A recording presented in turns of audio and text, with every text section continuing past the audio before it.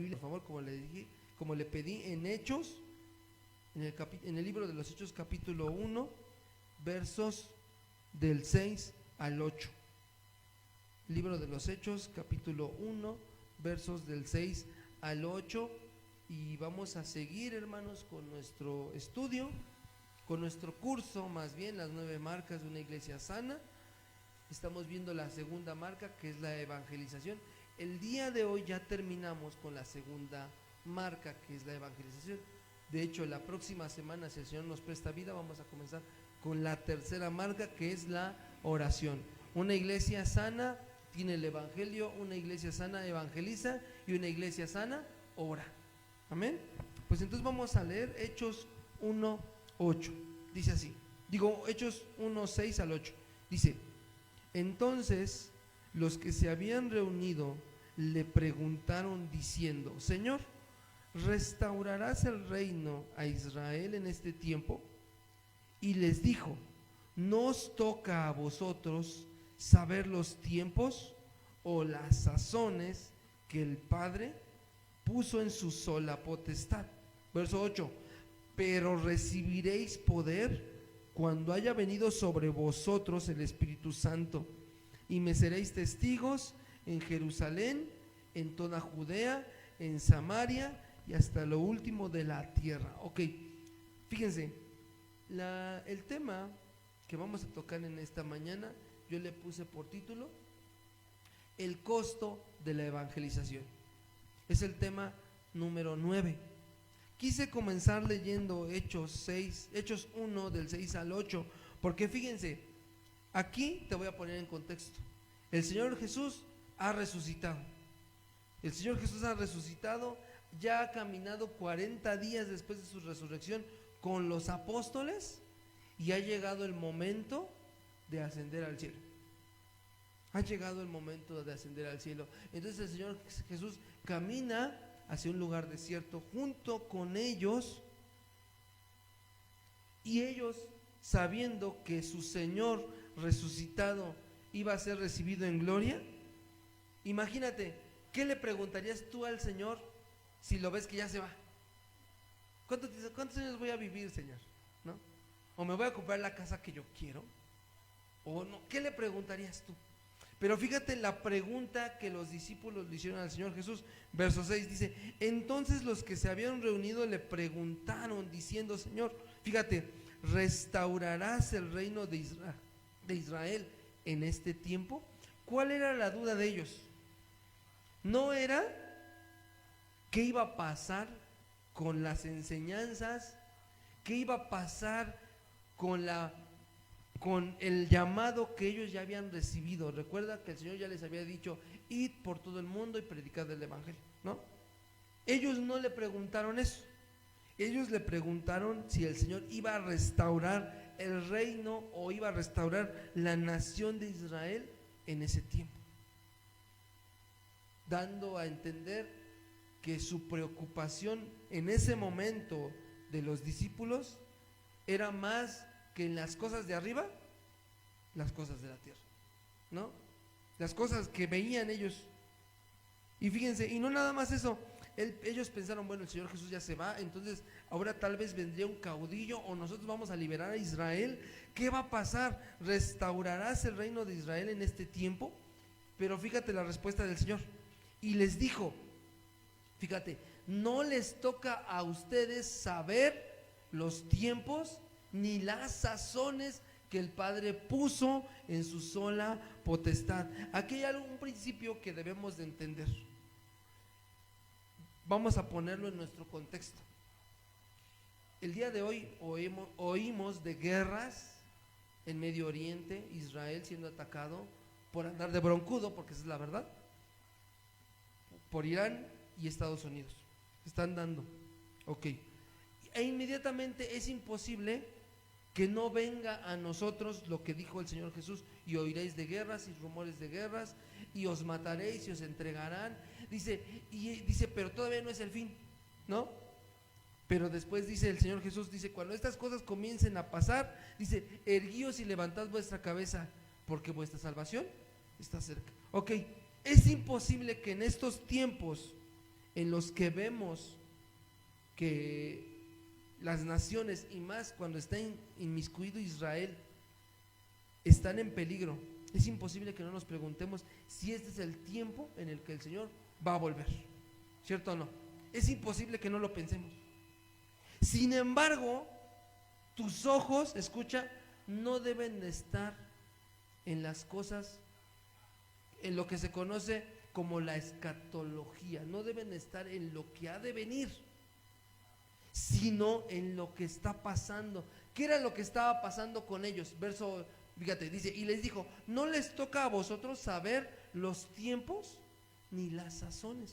Dice, que el Padre puso en su sala potestad. Pero ¿qué les tocaba a ellos? Verso 8. ¿Qué les tocaba a ellos? Pero a ustedes les toca recibir poder cuando haya venido sobre vosotros el Espíritu Santo. Y fíjate, y me seréis testigos en Jerusalén. Lo mismo ahorita, a nosotros no nos toca saber si ya este tiempo ya es el último, porque la iglesia debe estar esperando a su Señor día, de noche, tarde y de mañana, ¿cierto o no? Ok, entonces no nos toca a nosotros preguntarnos si ya es el tiempo. Lo que a nosotros nos toca, que ya hemos sido llenos del Espíritu Santo, fíjate, ha venido sobre vosotros el Espíritu Santo, y me seréis testigos. ¿Qué les tocaba a ellos? Ser llenos del Espíritu Santo y ser testigos. ¿Qué nos toca a nosotros que ya hemos sido llenos del Espíritu Santo? Testigos. Ser testigos. Ahora, vale la pena, hermanos, que en la mañana de hoy pongamos atención a esa sola palabra. Pero recibiré poder cuando haya venido sobre vosotros el Espíritu Santo, y me seréis testigos. Fíjate, testigos, ok.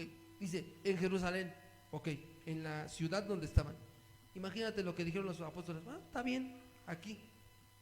En Judea, bueno, un poquito más lejos, está bien, no hay problema. En Samaria, donde vivían aquellos que los judíos llamaban perros. Samaria, híjole, como hoy nosotros vetas a cuatro vientos a predicar, ¿no? No, pues no. Y dices, bueno, o a los héroes, no vamos muy lejos. Bueno, órale pues.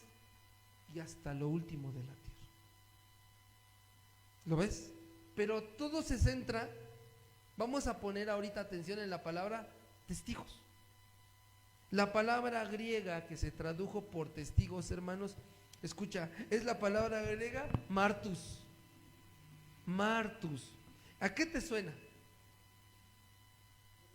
Mártir. Pero fíjate, la palabra martus tiene como idea literalmente una situación incierta. Tiene de idea también un testigo, alguien que va a dar fe de algo. También tiene la idea de un testimonio, pero al final tiene la sola idea de una persona que es mártir. Entonces, con esta traducción podríamos leerlo así: pero ustedes recibirán poder y me seréis mártires en Jerusalén, en Judea, en Samaria y hasta lo último de la tierra. Fíjate, sin duda un testigo o un mártir es aquel que está llamado no solamente a testificar, sino también a padecer. Por eso es que el tema de hoy, como te dije, se llama el costo de la evangelización. Ellos, los discípulos, habían recibido ya la ordenanza del Señor: vayan, id por todo el mundo y predicad el evangelio, ¿no? Pero también el Señor Jesús ya les había dicho en sus enseñanzas que el Hijo del Hombre no tendría ni dónde recostar su cabeza. También el Señor ya les había dicho que si a Él lo habían despreciado, ¿cuánto más a ellos? ¿Se acuerdan? Ahora, sin duda una característica primordial de la evangelización, ya sea en casa, vamos a decirlo, en Jerusalén, en casa, ¿no? En casa, en la comunidad o hasta lo último de la tierra, es que definitivamente, hermanos, vamos a padecer sí o sí. Sí o sí, ya sean insultos, malos tratos, humillaciones, falta de todas las cosas y un montón de cosas extrañas que el mundo hará en contra de todo aquel que lleve el verdadero evangelio. Ojo, que esto no quiero que suene o que lo entiendan ustedes como fatalismo. No quiero que lo entendamos como fatalismo.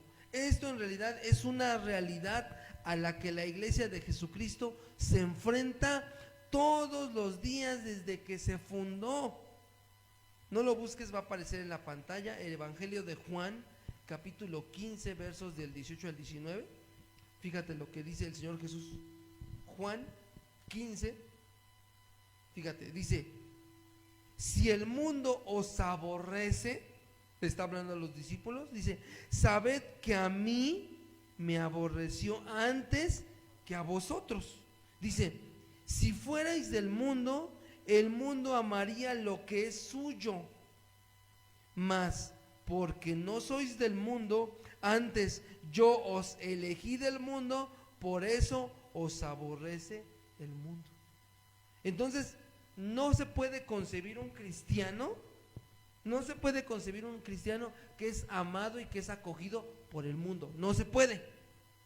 Fíjate una frase que decía, fíjate, el mundo nos aborrece porque aborreció antes y odió, despreció, desechó primero a nuestro Señor Jesús. Entonces, como te decía, no se puede concebir un cristiano que sea amado por el mundo. No se puede. Fíjate una frase que decía un pastor, Charles Spurgeon, fíjate, dice, es una pregunta, dice: ¿esperas ser honrado en un mundo en donde tu Señor fue crucificado? ¿Qué dices tú? Fíjate, entonces muchas veces, te lo vuelvo a decir, lo dije el miércoles, lo voy a decir de nuevo, por eso es que es tan nocivo el evangelio de tu mejor vida ahora. Por eso, ¿por qué? Porque te está quitando los ojos de las cosas del cielo y te las está poniendo en que tú puedes vivir bien ahorita. Cuando la Biblia, cuando la palabra del Señor, el Señor Jesús nos está diciendo, nos está llamando a padecimiento. Entonces fíjate, un mártir no solo está dispuesto a entregar su vida predicando y llevando la palabra de Dios, también debe estar dispuesto a dejar, escucha, su tiempo, sus recursos, su esfuerzo y dedicación a aquello por lo cual está dispuesto a darlo todo. Te voy a poner un ejemplo, no lo busques, en Marcos 1 aparece la porción cuando el Señor llama a Pedro y llama a Juan, y dice la palabra que Él les llamó y dejaron su trabajo, dejaron su arbolito, sus redes, dejaron su barquito, como dice mi hermano David, su lanchón apestoso, lo dejaron ahí, su único medio de sustento, lo dejaron por servir a su maestro.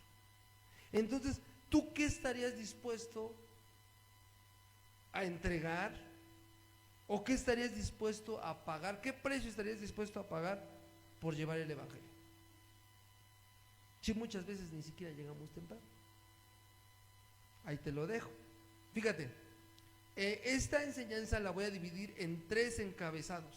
Fíjate, el costo de la evangelización se va a dividir en 3 partes. Número 1, y esta frase se la robé a mi papá: pasos, pesos y pesares. Pasos, pesos y pesares. ¿Cómo? Fíjate, pasos porque hay que ir a donde sea necesario ir. Pesos porque no solo apoyamos con nuestro ministerio, también con nuestros recursos, entiéndase, ¿no? Dinero en las ofrendas. Y número 3, pesares. El trabajo en la evangelización será duro, será difícil y trae a nuestro corazón pesar, dolor y en ocasiones hasta frustraciones. Entonces fíjense, el costo de la evangelización son pasos, pesos y pesares. El cristiano no anda en el 3B, anda con las 3 P's. Eso, apréndetelo. Fíjate, nuestro Señor Jesús ya nos había advertido sobre estos padecimientos. Fíjate, abre tu Biblia, este sí lo quiero que lo leamos, Marcos El Evangelio de Marcos, Mateo, perdón, Mateo 5, del 10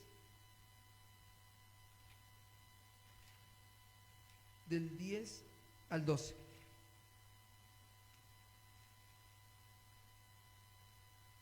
Ahí está, miren, fíjate lo que dice el Señor Jesús. Bienaventurados los que padecen persecución por causa de la justicia, porque de ellos es el reino de los cielos. Dice, bienaventurados sois cuando por mi causa os vituperen y os persigan y digan toda clase de mal contra vosotros, mintiendo. Verso 12 dice, gozaos y alegraos, porque vuestro galardón o vuestro premio es grande en los cielos, porque así persiguieron a los profetas que fueron antes de vosotros. Fíjate, si vamos a sufrir y a padecer, hermanos, por causa del evangelio y de la evangelización, sin embargo, esto nos constituye como hombres y mujeres bienaventurados, dichosos delante de Dios. Entonces, fíjate, muchas veces podríamos decir, bueno, bienaventurado quiere decir alguien feliz, alguien alegre, alguien dichoso. Pero ¿por qué el Señor nos hace dichosos? Porque estamos padeciendo por Él. Entonces, esa bienaventuranza no viene como tal de tu padecimiento, sino de su gracia. Eso es algo que nos debes de entender. Por eso es que el apóstol Pablo dice que en su debilidad le bastaba solamente la gracia de Dios. Y entonces cuando nosotros llegamos a sufrir y a padecer, lo que menos hacemos es gozarnos, ¿o sí? No. Pero ahí es cuando el Señor nos hace bienaventurados. Vamos a empezar con el número 1, pasos. Y vamos a ver el ejemplo del primer misionero en toda la Biblia. ¿Quién es el primer misionero en toda la Biblia? ¿Quién me lo diga? Abraham. Abre tu Biblia, por favor, en Génesis 12. El costo de la evangelización, número 1, pasos. Fíjate, Génesis 12, versos del 1 al 9.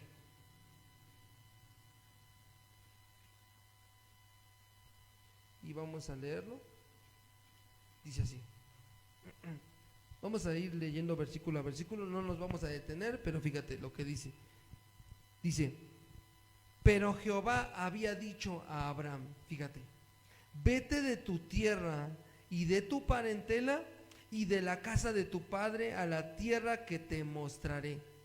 Y haré de ti una nación grande, y te bendeciré y engrandeceré tu nombre, y serás bendición. Bendeciré a los que te maldijeren, y a los que te maldijeren maldeciré, y serán benditas en ti todas las familias de la tierra. Y se fue Abraham como Jehová le dijo, y Lot fue con él, y era Abraham de edad de 75 años cuando salió de Harán. Tomó pues Abraham a Sarai su mujer, y a Lot, hijo de su hermano, y todos sus bienes que había ganado, y las personas que habían adquirido en Harán, y salieron para ir a tierra de Canaán, y a tierra de Canaán llegaron. Y pasó Abraham por aquella tierra hasta el lugar de Siquem, hasta el encino de Moré, y el cananeo estaba entonces en la tierra. Y apareció Jehová a Abraham y le dijo, a tu descendencia daré esta tierra, y edificó allí un altar a Jehová, quien le había aparecido. Luego se pasó de allí al monte al oriente de Betel, y plantó su tienda, teniendo a Betel al occidente y a Jai al oriente, y edificó allí altar a Jehová, e invocó el nombre de Jehová. Y Abraham partió de allí caminando y yendo hacia el Negev. Fíjate, pudieras decir, bueno, aquí solamente leímos que el Señor le prometió que de él iba a ser una tierra grande, y si vamos a lo que los versículos nos está diciendo, estamos viendo que el Señor efectivamente no ve quién eres tú, sino lo que el Señor ve es llevar a cabo su voluntad, ¿correcto? Y la voluntad de Dios era hacer de Abraham una nación grande. Ok. Y pues hasta ahí. pudiéramos decir, bueno, ya salió el Señor, salió Abraham, se llevó a sus sobrinos, se llevó a su esposa y ya.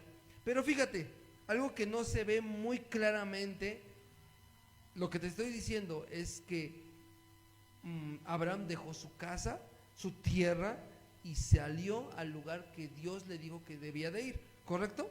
Ok, fíjate, la distancia en línea recta de Canaán a Ur de los Caldeos, donde se encontraba Abraham, era más o menos unas 500 millas.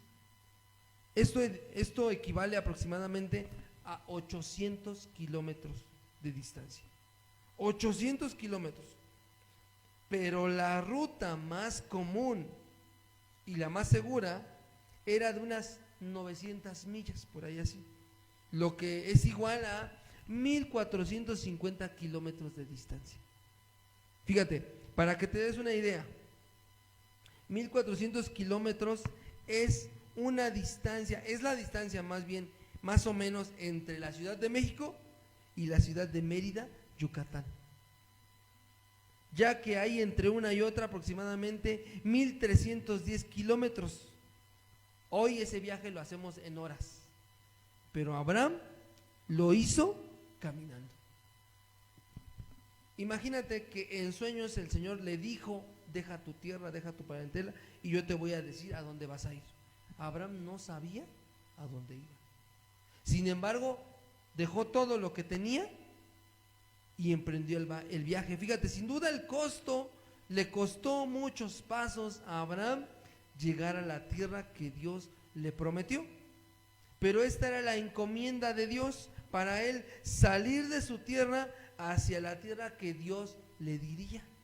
Fíjate, un verdadero misionero, así como Abraham, está dispuesto a ir donde sea necesario para cumplir con la misión a la que fue encomendado, aunque esto pueda incluir dejar familiares, casa, trabajo, estudios, una vida hecha y en su lugar de origen. Fíjate, con el único propósito de obedecer el llamado de Dios. Ahora, ¿cuál es el llamado que Dios nos hace a nosotros? ¿Cuál es el llamado que Dios nos hace a nosotros? No lo busques, tú te lo sabes, Mateo 28:19. Por tanto, id, ¿no? Y haced discípulos a las naciones.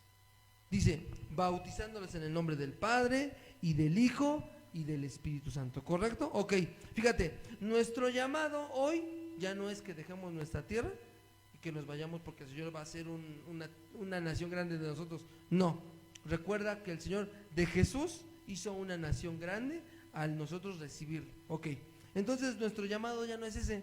¿Sabes cuál es el llamado de la iglesia? Es ir, hacer y bautizar. Ese es nuestro llamado: ir, hacer y bautizar. ¿Cómo comienza entonces la evangelización? Yendo. ¿A dónde vas a ir? A donde sea necesario ir, ¿no? Y una vez ahí, vas a hacer discípulos. Y una vez hechos los discípulos, ¿qué les vas a hacer? Bautizarlos. Ese es el llamado. Ahora, tú ya sabías ese llamado, ¿correcto? Y tú hasta lo has cantado, ¿no? Con una canción bien viejita: heme aquí, yo iré, Señor, ¿no? Y has cantado muchos otros cantos que tengan que ver con esto. Lo sabes.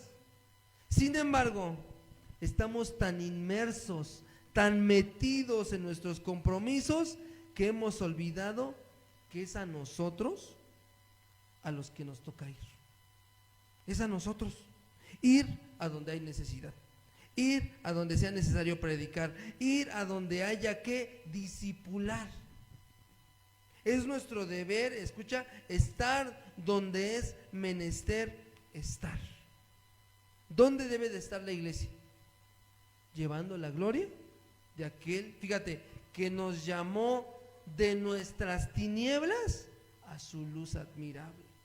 ¿Lo ves? Fíjate, ahora, en esta primera instancia, Abraham dejó todo lo que tenía, recorrió una distancia de casi 1500 kilómetros de distancia a pie para cumplir la encomienda de su Dios. ¿Qué estarías dispuesto a hacer tú? ¿A dónde estarías dispuesto a moverte tú?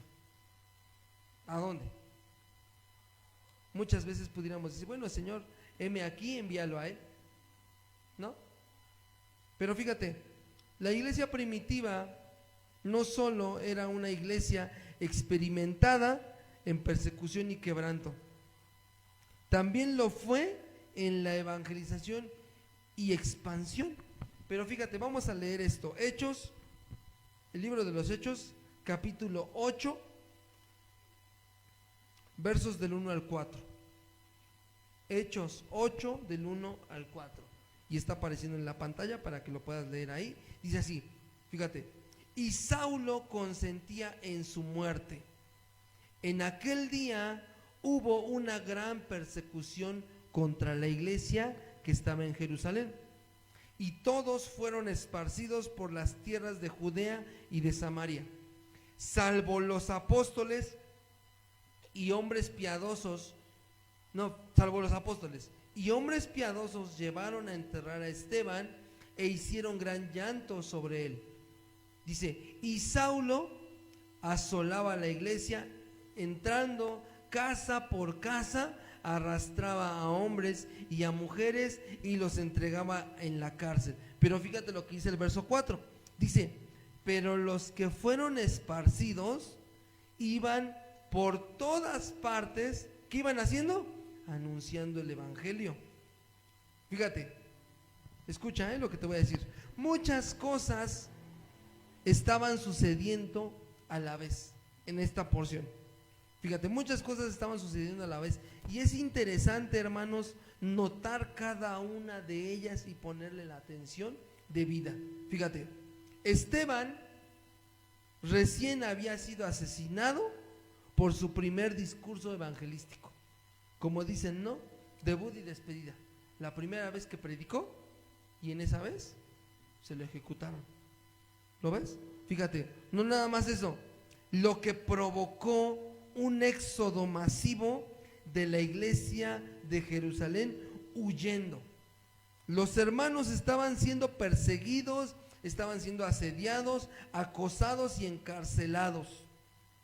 El liderazgo de la iglesia de Jerusalén no huyó, sino que se quedó en la ciudad, lo que dio a luz o produjo la primera carta escrita del Nuevo Testamento.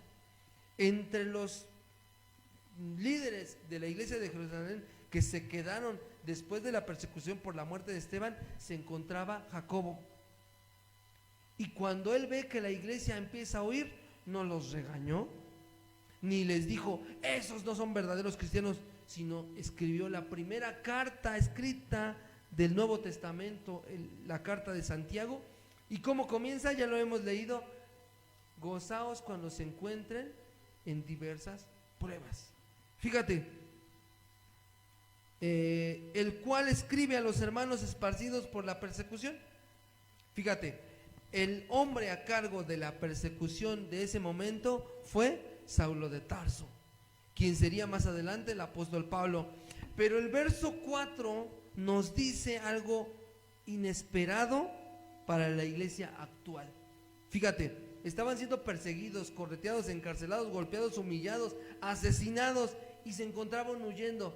Pero los que fueron esparcidos, fíjate, iban por todas partes anunciando el evangelio.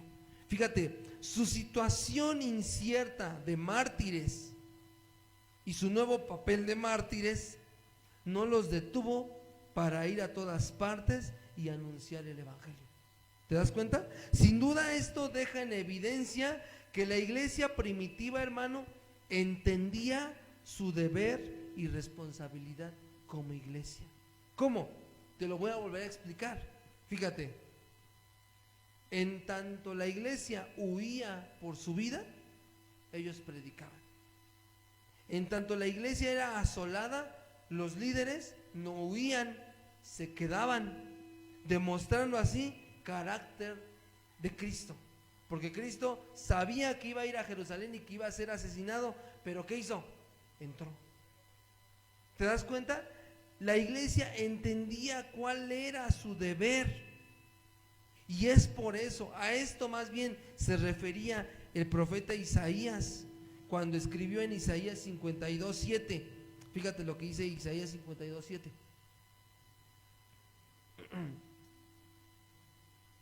Dice así. Dice: cuán hermosos son sobre los montes los pies del que trae alegres nuevas, del que anuncia la paz, del que trae nuevas del bien, del que publica salvación, del que dice a Sión: tu Dios reina. ¿Qué estaban haciendo? ¿Qué estaba haciendo la iglesia mientras huía? Evangelizando. Estaba yendo, huyendo, pero predicando. Sin duda, a los primeros cristianos la evangelización les costó pasos, ¿no? Dejando casas, dejando familia. Imagínate, trata de imaginarte a la familia, padre, madre e hijos, pero que Pablo asesinó al papá y que solamente quedó la mamá con los hijos, huyendo solos, predicando el evangelio. ¿Te das cuenta? Y cuando vemos esto, hermano, no podemos evitar darnos cuenta que nosotros vivimos de una manera tan cómoda y tan floja delante de Dios, queriendo que el Señor haga el milagro cuando ni siquiera nosotros somos capaces de hacer algo para que el Señor nos use. A estos hermanos, en definitiva, supieron lo que era padecer por la evangelización, y por eso es que el profeta Isaías dijo: cuán hermosos son sobre los montes los pies del que trae alegres nuevas. El apóstol Pablo después lo va a decir, dice: cuán hermosos son los pies de los que anuncian la paz.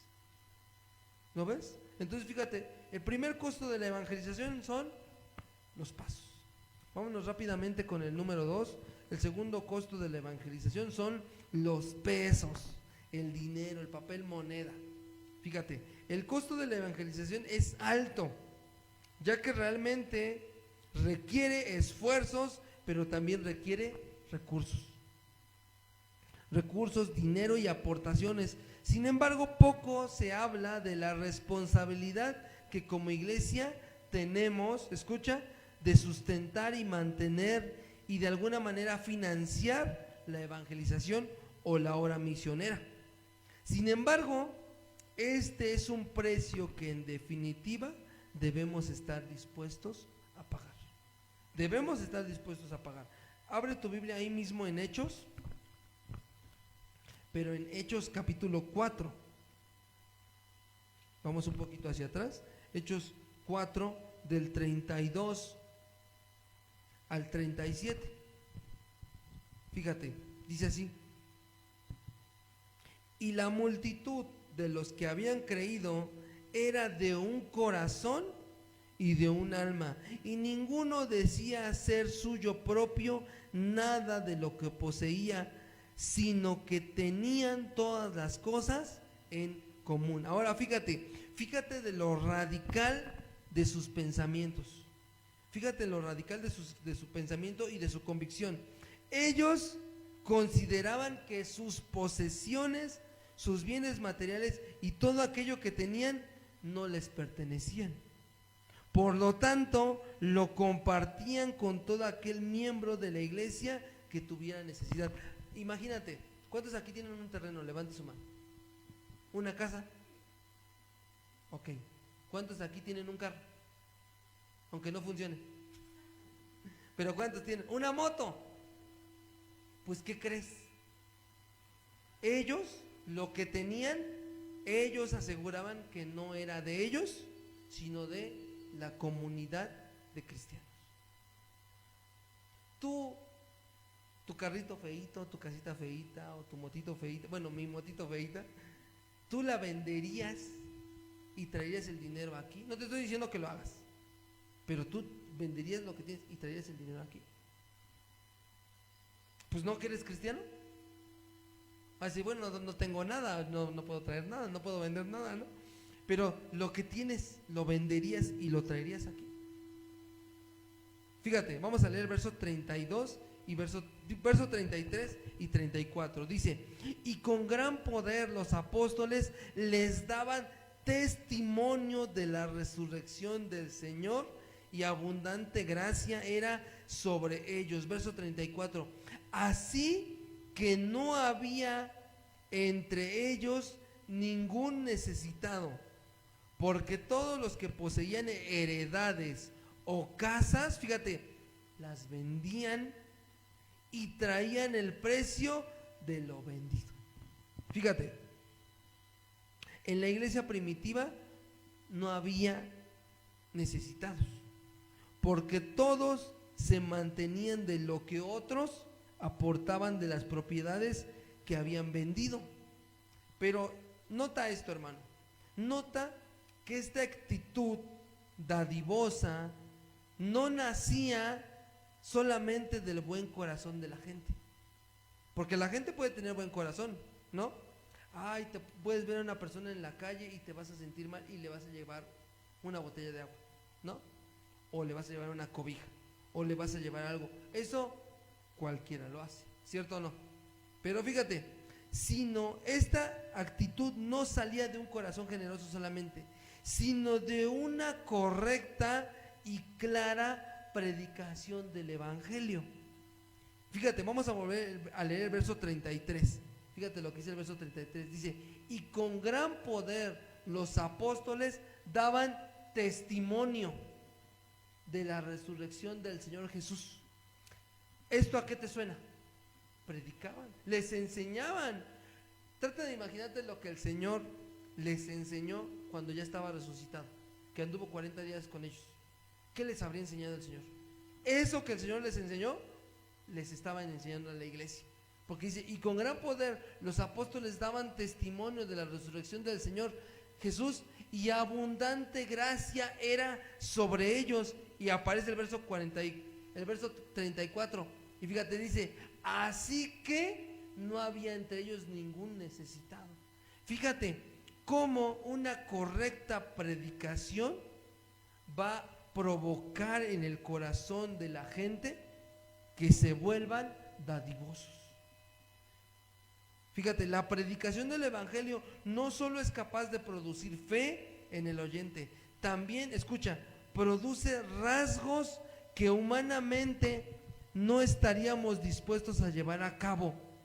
En este caso, aportar de manera voluntaria, sin tristeza ni por necesidad. ¿Por qué?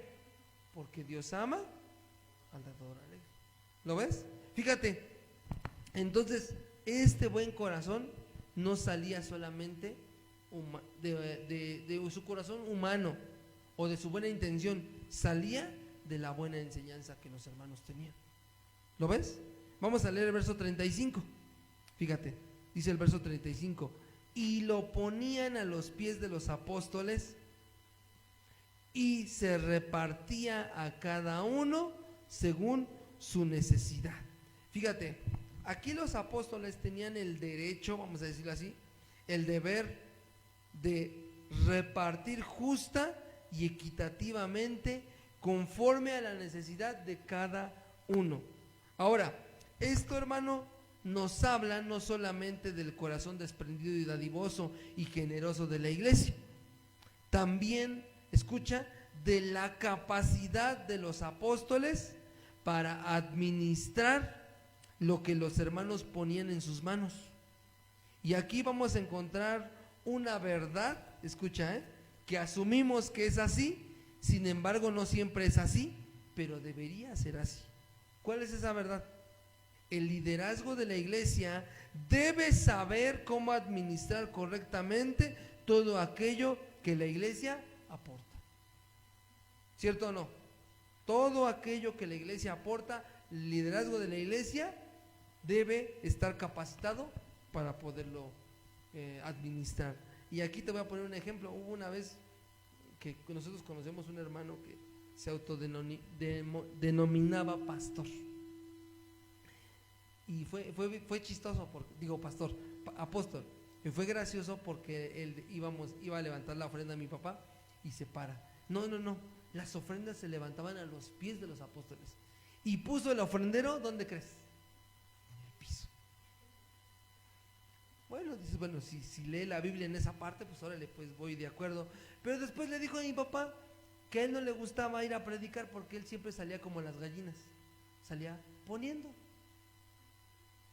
Es dejando en evidencia, muy apóstol y todo, pero no sabía administrar. Mentira, sí sabía, tenía unas camionetotas bien grandotas. Sí sabía administrar el dinero de la gente. Para él, no para la iglesia.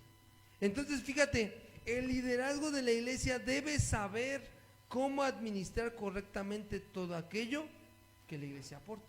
¿Lo ves? Vamos a leer el verso 36 y 37. Versos 36 y 37. Dice: entonces José, a quien los apóstoles pusieron por sobrenombre Bernabé, que traducido es hijo de consolación, levita natural de Chipre, como tenía una heredad, la vendió y trajo el precio y lo puso a los pies de los apóstoles. Fíjate, aquí vemos al futuro compañero de misión del futuro apóstol Pablo. ¿Quién era? Bernabé.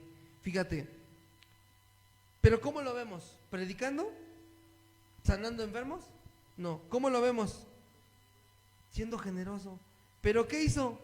Tenía una casita, así como la tuya de Infonavit o de su casita, o casita del bienestar, ¿no?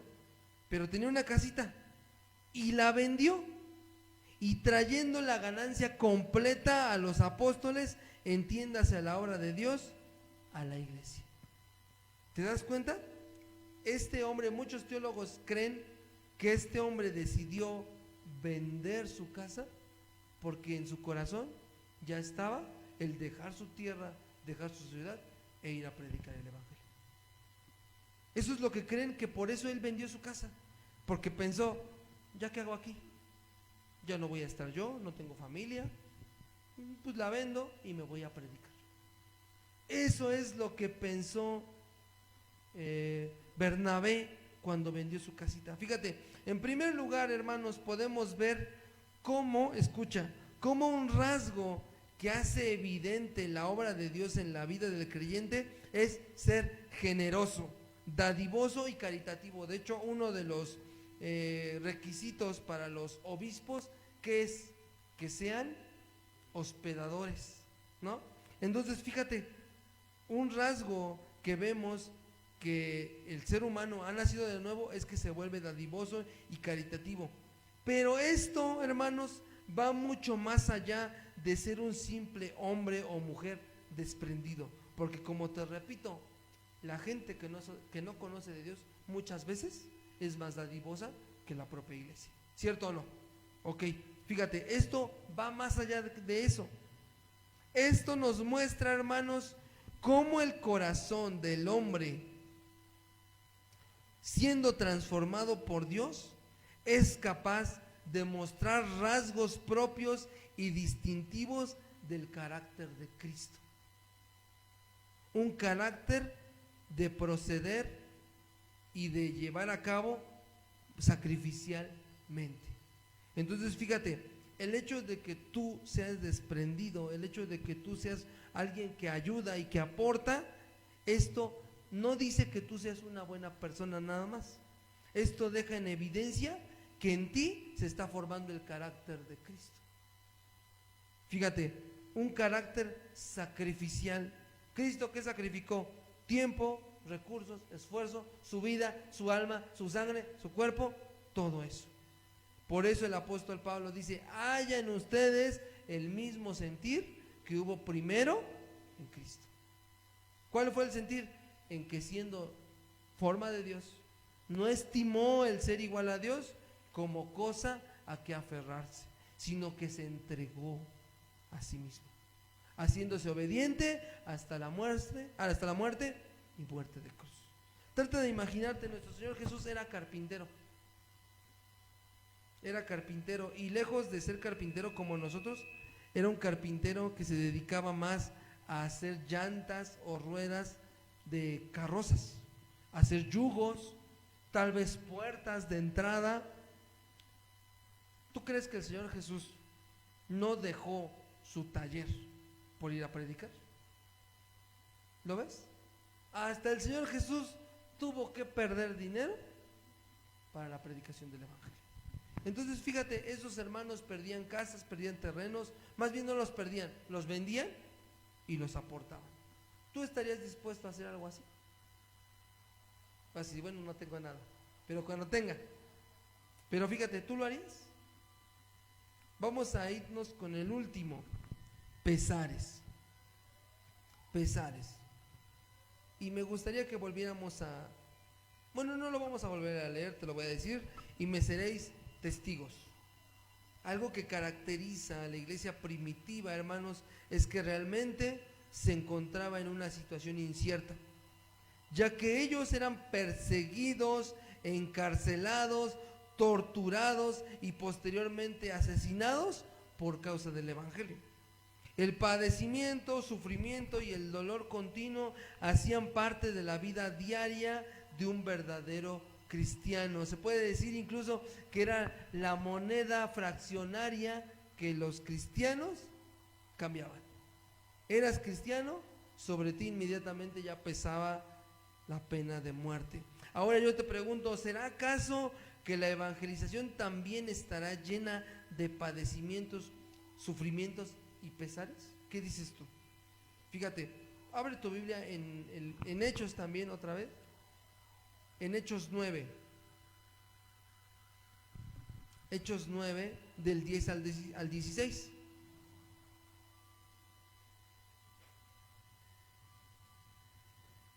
Del 10 al 16, por favor. Dice así: había entonces en Damasco un discípulo llamado Ananías, a quien el Señor dijo en visión, fíjate, Ananías, y él respondió: heme aquí, Señor.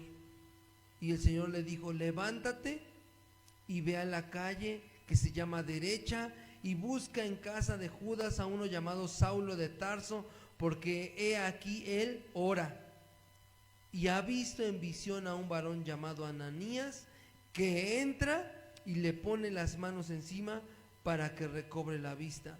Entonces Ananías respondió, fíjate: Señor, he oído de muchos acerca de este hombre, cuántos males ha hecho a tus santos en Jerusalén. Aquí se refería a Esteban. Dice: y aún aquí tiene autoridad de los principales sacerdotes para prender a todos los que invocan tu nombre. Fíjate, Ananías le menciona a nuestro Señor Jesús el sufrimiento que Saulo estaba haciendo pasar a la iglesia de Cristo. Pero fíjate la contestación de nuestro Señor Jesús, versos 15 y 16. Dice: el Señor le dijo: ve, porque instrumento escogido me es este, para llevar mi nombre en presencia de los gentiles y de reyes y de los hijos de Israel. Verso 16: porque yo le mostraré cuánto le es necesario padecer por mi nombre. Fíjate, yo le mostraré cuánto le es necesario padecer por mi nombre. Fíjate, padecer por causa del Señor. Sin duda alguna, el precio que el apóstol Pablo iba a pagar iba a ser alto. Después, a lo largo de sus cartas, vamos a ver que el apóstol Pablo se encontraba enfermo, se encontraba solo, se encontraba encarcelado, pobre, lo mordió una serpiente, se hundió el barco donde iba. Todo eso le pasó y era necesario para que él se diera cuenta que era necesario padecer por causa del Evangelio. Sin duda alguna, hermano, el precio que debemos estar dispuestos a pagar son los pesares, padecimientos y sufrimientos. Y en la evangelización, hermanos, no es diferente. La expansión y propagación del Evangelio tiene como costo medular el padecimiento de aquellos que están encomendados a llevarlo. Y aquí unos ejemplos. Escucha, el cruel destino de los apóstoles. 11 de ellos murieron martirizados tras su predicación. Y el inicio de la iglesia, según la tradición, fíjate, 11 de los 12 apóstoles fueron martirizados hasta la muerte. Pedro, Andrés y Felipe murieron crucificados. Bartolomé también fue crucificado, pero antes de colgarlo en la cruz, ¿qué crees que le hicieron? Lo despellejaron vivo. A Santiago el menor y Tadeo lo hirieron a filo de espada. Y a Santo Tomás, al incrédulo, y a Mateo los atravesaron con una lanza, pero no como te lo estás imaginando, que entró la lanza y salió, no, los empalaron. Y tú sabes desde dónde empieza el empalamiento. Ok. Santiago el menor murió fruto de los golpes. Matías fue lapidado o apedreado hasta quitarle la vida, mientras que Simón fue cortado por la mitad, pero no así. Fíjate, la Biblia no dice cómo murió el apóstol Pablo, pero 2 Timoteo 4 del 6 al 8, fíjate lo que dice. Parece que Pablo anticipa su inminente muerte, porque lo que dice 2 de Santiago 4 del 6 al 8 dice así: porque yo ya estoy para ser sacrificado y el tiempo de mi partida está cerca. Sigue diciendo: he peleado la buena batalla, he acabado la carrera, he guardado la fe. Por lo demás me está reservada la corona de justicia, la cual me dará el Señor juez justo aquel día, y no solo a mí, sino también a los que aman su venida. Fíjate, la segunda carta a Timoteo fue escrita durante la segunda prisión del apóstol Pablo en Roma, en el año 64 y 67 después de Cristo. Y hay algunas diferentes tradiciones cristianas sobre cómo murió Pablo, pero la más aceptada proviene de los escritos de un historiador llamado Eusebio. Fíjate, Eusebio afirma que Pablo fue decapitado por orden del emperador romano Nerón. Fíjate, o si no Nerón, uno de sus subordinados. El martirio de Pablo ocurrió poco después de que gran parte de Roma se encendiera en un fuego provocado, evento al que Nerón culpó a los cristianos. Y con él, el primero para comenzar la persecución fue el apóstol Pablo. Se cree que en la plaza de la ciudad lo decapitaron. De todos ellos, el que salió más o menos librado fue el apóstol Juan. Parece que fue el único superviviente de los apóstoles que tuvo probablemente una muerte, vamos a llamarle normal. Él, fíjate, sobre el año 100 en la ciudad de Éfeso, según la tradición, estableció su residencia en la ciudad de Éfeso. Estando allí, fue condenado a muerte por el emperador Domiciano. Le introdujeron al apóstol Juan, lo introdujeron en una caldera de aceite hirviendo, de manera solamente por la providencia del Señor fue que el apóstol Juan salió ileso del aceite hirviendo, y al pensar que en él había espíritu de Dios, se deshicieron de él de la manera más sencilla. ¿Cómo se dice? Lo desterraron a una isla desierta llamada Patmos, donde murió por causas naturales, murió de hambre. Un viejito de 100 años, imagínate, muriendo de hambre.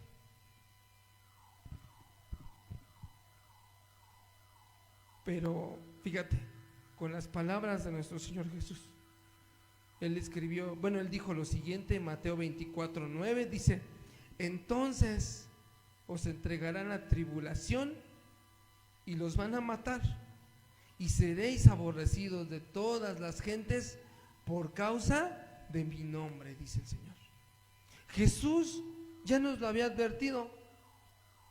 Los pesares, el padecimiento y sufrimiento forman parte sí o sí de la obra de Cristo, y nuestra experiencia, hermanos, nos lo va a confirmar, ya que hemos sido llamados al padecimiento, pero por causa, y este es el evangelio.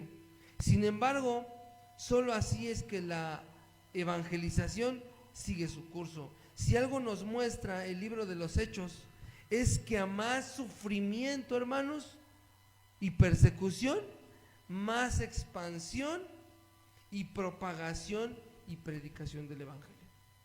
Vamos a leer un capítulo que ya hemos leído, Hechos 8, del 1 al 4. Fíjate, dice, el contexto es la muerte de Esteban, el primer mártir de la iglesia cristiana. Fíjate, dice, y Saulo consentía en su muerte. O sea, el futuro apóstol Pablo estaba de acuerdo con la muerte de Esteban. Dice, en aquel día hubo una gran persecución contra la iglesia que estaba en Jerusalén, y todos fueron esparcidos por las tierras de Judea y de Samaria, salvo los apóstoles. Fíjate, no sé si lo notas, hermano, pero la iglesia en sí tuvo que huir. Esto ya lo leímos al principio, pero fíjate, la iglesia tuvo que huir, salir corriendo por sus vidas. Sin embargo, hubo quienes se quedaron. ¿Y quiénes se quedaron? Los apóstoles. Verso 2 dice, y hombres piadosos llevaron a enterrar a Esteban e hicieron gran llanto sobre él. Y Saulo asolaba la iglesia y entrando a casa por casa arrastraba a hombres y a mujeres y los entregaba en la cárcel. Fíjate, trata de imaginarte la escena. Tú en tu casa a punto de comer y se empiezan a escuchar gritos allá afuera. Te asomas y por la ventana ves a un hombre armado hasta los dientes, con soldados a su disposición, sacando al hermano que tú conoces que es cristiano de su casa, enfrente de sus hijos. Y si pone resistencia, ¿sabes qué le hacían? Inmediatamente con la espada delante de sus hijos. Y a 3 casas vives tú con tu familia. Trata de imaginarte el horror. Esto no habla solamente de abuso de poder, también de allanamiento de morada, porque Pablo tenía el poder de venir, tirar la puerta de la casa, meterse, sacarte, y lujo de violencia, porque te golpeaba, bueno, los golpeaba de parte de Saulo para con la naciente iglesia. ¿Tú crees que se puede comparar con algo que tú y yo hemos padecido? No. Verso 4 dice, pero los que fueron esparcidos iban por todas partes anunciando el evangelio. Ahora, fíjate, yo te pregunto, ¿qué provoca entonces la persecución? ¿Qué provoca la persecución en la iglesia? Más predicación, más expansión. Y este es un principio, la persecución trae como resultado la expansión del evangelio. Y es irónico, hermanos, porque a la iglesia primitiva, fíjate, los perseguían por el evangelio, por predicar y enseñar la palabra de Dios. Y a la iglesia contemporánea hay que perseguirla para que predique. Hay que estar detrás de ellos para que predique, para que enseñe, incluso hasta para que lea la Biblia. ¿No? El sufrimiento, padecimiento y todos los pesares son necesarios para la evangelización. Hermano, te lo repito, esto no es fatalismo ni exageración, es una realidad. Fíjate lo que escribió el salmista en el Salmo 126, versos del 5 al 6. Fíjate lo que dice. Salmo 126, versos del 5 al 6. Dice así: los que sembraron con lágrimas, con regocijo segarán. Verso 6, fíjate, irá andando y llorando el que lleva la preciosa semilla. Fíjate, mas volverá a venir con regocijo trayendo sus gavillas. Esto está describiendo exactamente lo que la iglesia primitiva iba a padecer. Iban a andar llorando, pero iban a andar andando y llorando, pero llevando el evangelio. ¿Lo ves? Las lágrimas y el lloro son eternos compañeros de la obra de Cristo, de la evangelización y de todo lo que atañe a la iglesia. Y te aseguro que al estar compartiendo la palabra con personas nuevas en tu familia, con tus conocidos, te vas a dar cuenta de que va a haber gente que te va a menospreciar, te va a ningunear, te va a tener en poco, te va a tener como ignorante, retrógrada, y hasta insultos has recibido por causa del evangelio y su predicación. Pero es así como es necesario padecer. También hay una recompensa para todo aquel que padece, que sufre y tiene los pesares por el evangelio. El Señor Jesús ya nos lo dijo: bienaventurados sois cuando por mi causa os vituperen. Fíjate, la evangelización en casa, en nuestra comunidad y hasta lo último de la tierra debe de costarnos pasos, pesos y pesares. Ahora, ¿estaremos dispuestos a pagar ese precio? ¿Estaremos dispuestos? Tú sabes, yo lo sé. Sin embargo, mientras tanto, el Señor sigue preguntando lo siguiente. Después oí la voz del Señor que decía: ¿a quién enviaré? ¿Y quién irá por nosotros? ¿Y quién respondió? Isaías. Entonces respondí yo: heme aquí, envíame. Este es el costo de la evangelización, hermanos. Pasos, pesos, pesares, una vida de carencias, una vida de persecución. Pero como decía Santiago en su carta: bienaventurado el varón que soporta la prueba, porque cuando haya pasado la tentación, dice, recibirá la corona de vida que Dios ha prometido a los que le aman. Entonces el Señor pregunta: ¿quién enviaré? ¿Y quién irá por nosotros?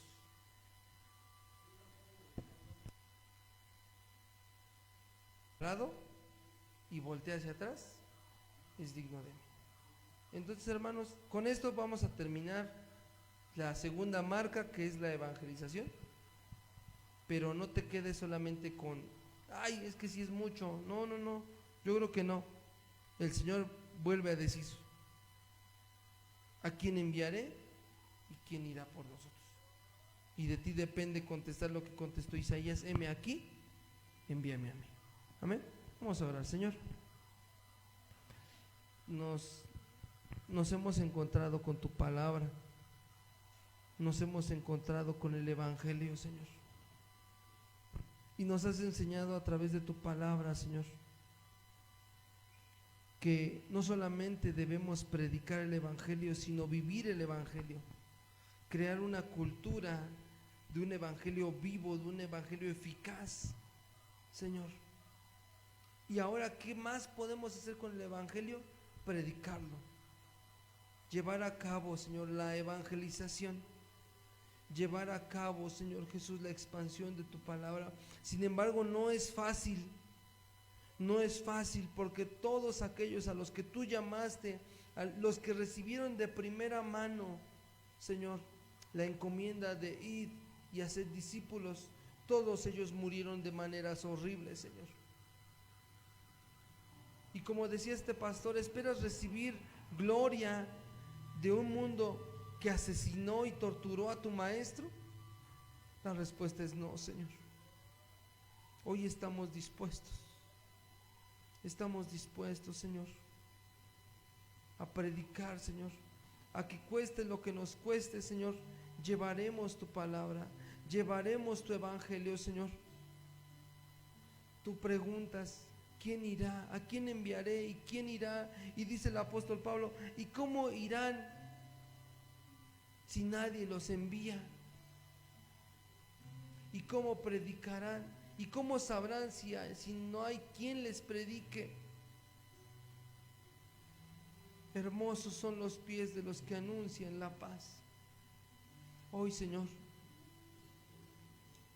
como los apóstoles, Señor, salimos como ovejas en medio del lobo, Señor, para llevar el evangelio, para predicar a Cristo y a este resucitado. Permite, Padre, que podamos brillar tu luz, Señor, todos nosotros, que podamos mostrar con nuestra buena conducta, Señor, el carácter de Cristo, estando dispuestos a sufrir, a padecer, a perder, Señor. Estoy dispuesto, Señor, a perder para que otros puedan ganar, tomar mi cruz y seguirte cada día. En el nombre de tu Hijo amado Jesucristo. Te doy gracias, Señor.